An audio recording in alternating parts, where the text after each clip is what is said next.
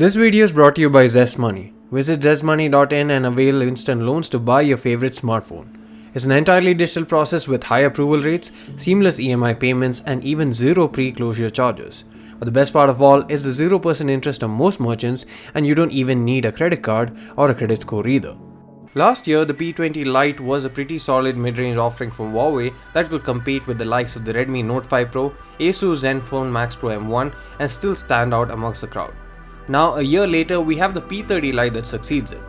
Let us examine and see if the device has the same fare as its predecessor. This is Sandeep from RevAtlas and you're watching the review of the Huawei P30 Lite.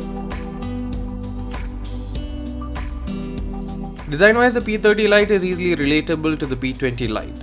It's an obvious step forward in terms of design language and has gotten bigger in terms of length and width while maintaining the same waistline. The notch is now a water drop notch instead of the wide one of the previous generation, and the camera setup at the back has been extended to accommodate one extra sensor and lens.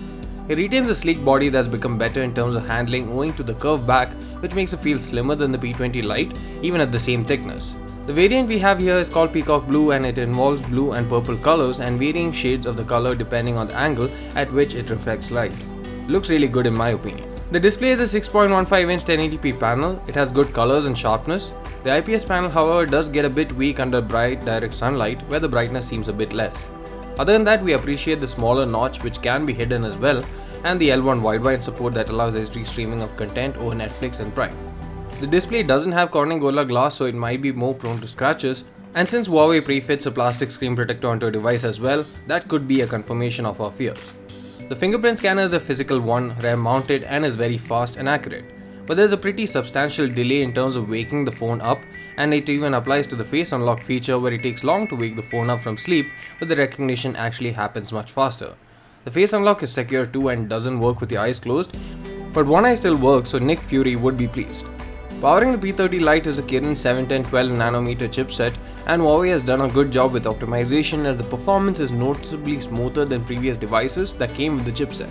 The multitasking is good too, and so is the gaming experience. It comes with 128GB of expandable storage via the hybrid dual SIM slot and either with 4 or 6GB of RAM.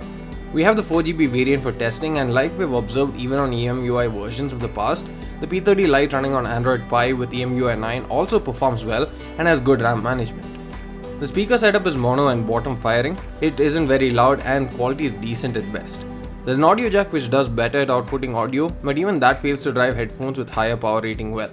The earpiece is located above the notch in a nice slit grill, and it does very well in terms of call audio, while the loudspeaker is again feeble for calls as it is for music and video.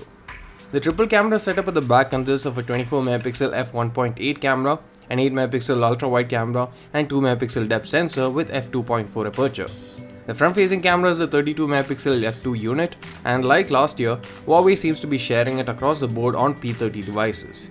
The image quality so far has been decent but not very promising. We shall bring out a camera review in comparison with the Note 7 Pro soon, so please do stay tuned for that. Camera 2 API is present without support for RAW, and here are some samples to give you an idea on what to expect.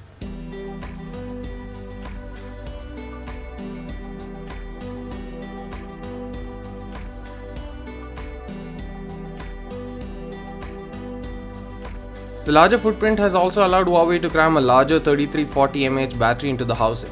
The resulting battery life translates to a screen time of roughly 6 to 7 hours, which is pretty good with the screen size and battery capacity. It charges over USB Type-C and supports 18W fast charge, which tops the battery in 1 hour and 20 minutes. The P30 Lite is definitely on the pricier end of the sub 20k price segment. What it gives you for the additional amount is perhaps a better design, a better display, as well as good performance. But you also get a camera setup that doesn't seem like it can match or outdo its competitors, and the audio department too is a bit lacking. Overall, unless you're really looking for something unique in this price segment, we do suggest that there are better options available. Thanks for watching this video. Please hit the subscribe button if you liked it. See you again in the next one.